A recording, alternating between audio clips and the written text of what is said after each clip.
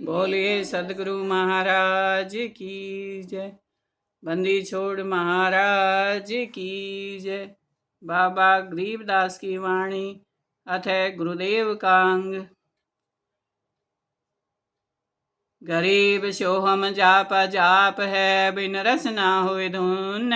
सदगुरु दीप सनीप है, नहीं बसते नहीं सुन। सोहम बीज मंत्र अजपा जाप है, जो बिना रसना के सुरती की धुन से चलता रहता है। ऐसा सुमरन करने वाले के लिए सदगुरु का स्थान अत्यधिक नजदीक है, जहाँ न कोई बस्ती है न कोई उजाड़ है, अर्थात वह स्थान ब्रह्मलोक या सत्यलोक है, जो इस सुमरन के जाप से प्राप्त हो जाता है।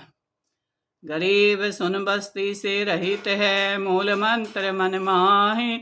जहाँ हमें सतगुरु ले गया, अगम भूमि सत ठाही।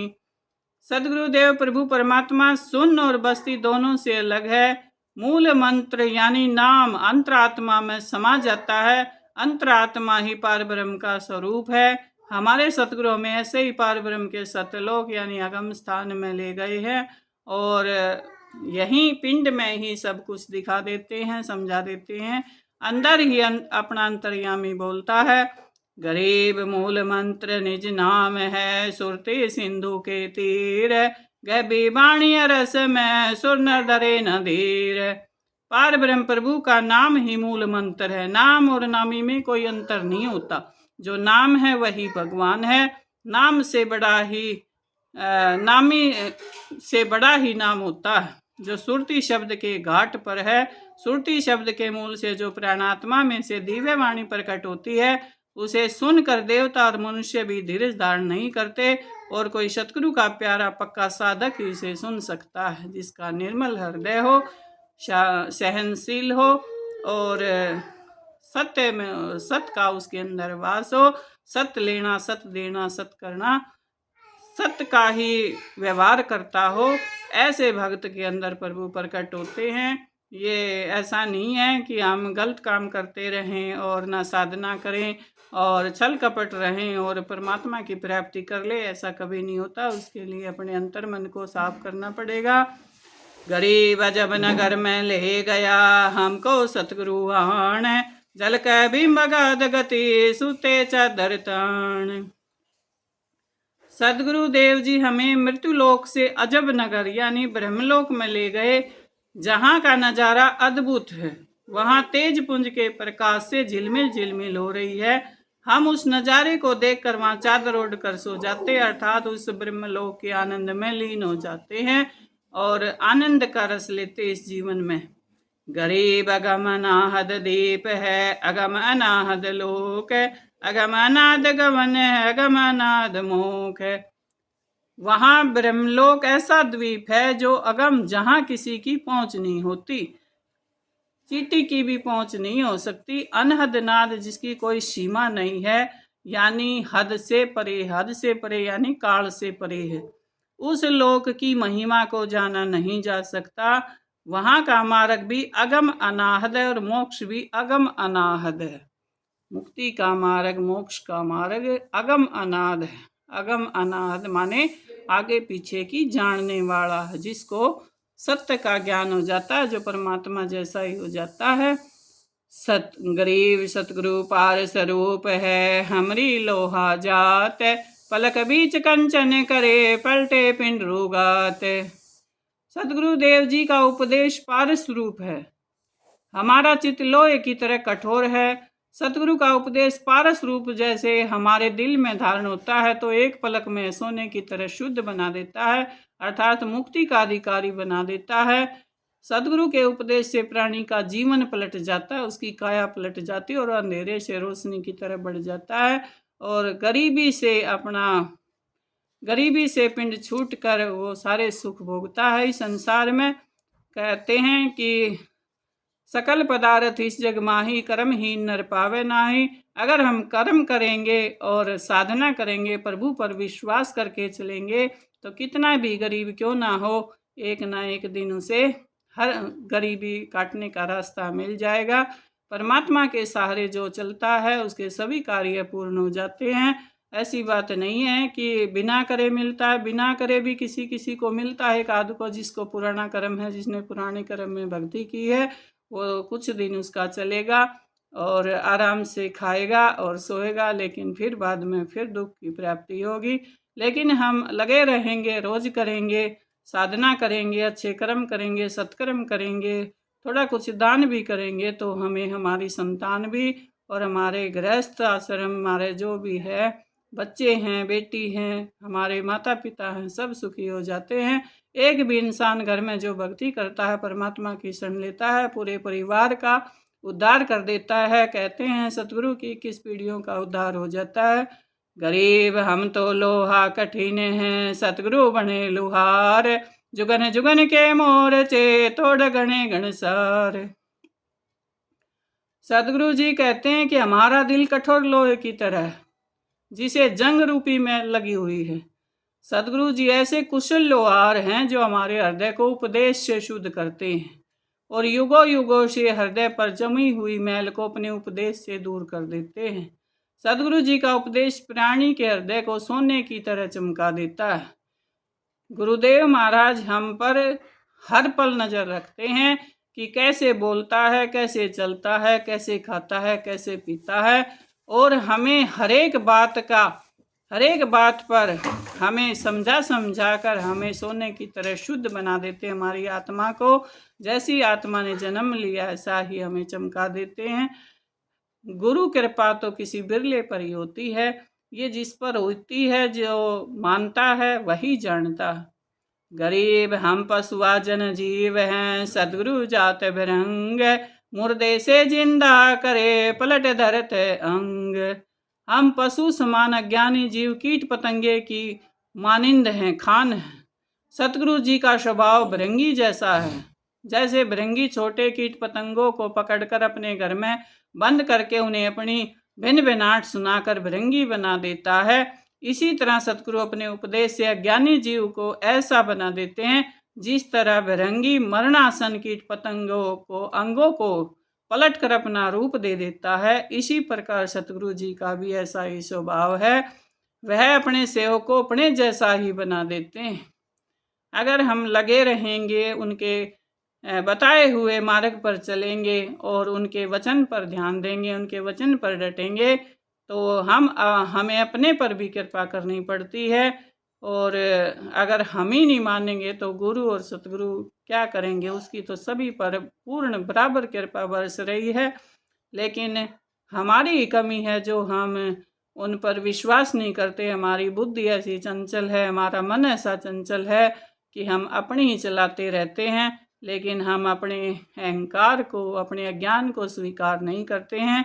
और जो भी इंसान साधक भगत अपने अज्ञान को स्वीकार कर लेता है, वो तो ये सोचता है कि जहाँ जन्म हो गया, जो मिला है ये सच्चा है। लेकिन किसी किसी को पता चलता है, कोई कोई इसमें उतरता है, और जो भी उतरता है, जो भी विश्वास करता है परमात्मा की सत्ता पर, वो पार हो जाता है इस भव सागर से और रोज के दुख सुखों से पार हो जाकर अपना जन्म मरण भी साथ साथ मिटा लेता है। इस लोक में भी सुख भोगता है और परलोक में भी सुख भोगता है। गरीब सतगुरु सिकले घर बने, यो तन तेगा देह, जुगन जुगन के मोर्चे खोवे ब्रह्म संदेह। सदगुरु लोहार जैसे, हमारा शरीर तलवार के लोहे जैसा कठोर है। जिस तरह लोहार तलवार के लोहे को सान पर चढ़ाकर चमका देता है और उसके ऊपर से सारा जंग उतार देता है, इसी तरह सतगुरु जी उपदेश और अपनी कृपा दृष्टि द्वारा सेवक के हृदय को शुद्ध कर देते हैं। जैसे हम गर्म लोहा कर कर बाहर संसार में जैसे काम होता है, ऐसे ही परमात्मा का काम भी इसी तरह होता है। जैसे हम कोई भी मैल साफ करते हैं, कपड़े का, धातु का, सोने का, ऐसे ही परमात्मा हमारी आत्मा को साफ करता है, मन को, चित्त को, बुद्धि को। जिसमें समझ है, परख है, वो पल में समझ जाता है। जो समझदार हैं, जिसने किसी ने एक दिन में समझ लिया, किसी ने एक हफ्ते में समझ लिया भागवत सुनकर, और किसी ने महीनों में सुन लिया, और जिसको जब समझ में आ जाए तो ही अच्छा है। गरीब सतगुरु कंद कपूर हैं, हमरी तुनका देह, स्वाति सीप का मेल है, चंद चकोरा नेह। सदगुरु जी केले में कपूर की तरह और हमारी देह या काया केले के पत्ते के तिनके के समान है। जिस तरह केले में कपूर हल्का और शुद्ध होता है, इसी तरह सदगुरु जी का शुद्ध स्वरूप है। जिस तरह स्वाति नक्षत्र में सीप में बूंद के पड़ने से मोती पैदा होता है, इसी तरह सतगुरु के मिलाप से प्रभु प्रकट हो जाता है। जिस तरह चकोर पक्षी का चंद्रमा से प्यार है, इसी तरह प्रेम होने से ही सतगुरु प्राणी को मिलते हैं। जब हम अंदर में अपने ही आत्मा से, अपने ही परमात्मा से प्रेम करते हैं, अपने से ही प्रेम करने लग जाते हैं, लेकिन हम बाहर भागते रहते हैं, कभी कहीं गए कभी कहीं गए। ये मनुष्य का स्वभाव है, ये बैठने नहीं देता है, ये मन बड़ा चंचल है। मन ही मनुष्य को भगा भगा के मारता है।